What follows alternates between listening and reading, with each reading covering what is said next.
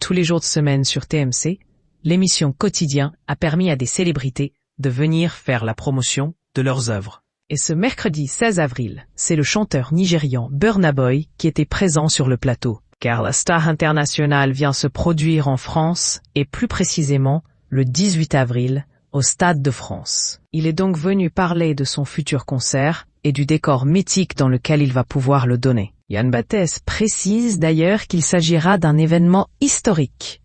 C'est historique parce que c'est le premier artiste africain non francophone à chanter ici au Stade de France, explique-t-il sous une salve d'applaudissements.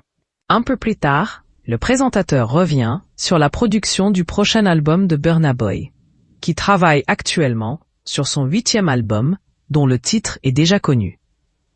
Yann Barthès expliqua qu'il sera intitulé « No Sign of Weakness », littéralement « Pas de signe de faiblesse », et de questionner « Ça va parler de quoi ?» Une question à laquelle son invité répond, sans attendre et en rigolant. C'est dans le titre « Pas de signe de faiblesse ».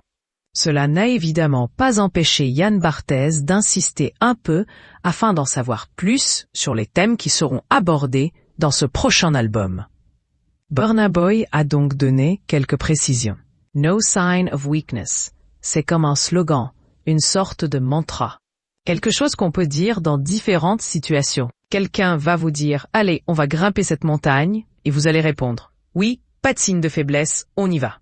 Et je traduis ça en chanson. Un slogan, un mantra pour les bonnes et les mauvaises épreuves, pour toujours avancer sans signe de faiblesse. Après la diffusion de quelques extraits de No Sign of Weakness, la conversation se dirige vers le Nigeria.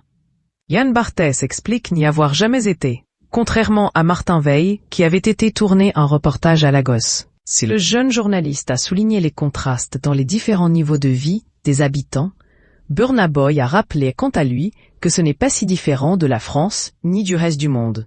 Il y a du bon et du mauvais partout dans le monde. Il nous appartient de naviguer dans tout ça et d'essayer d'améliorer la situation.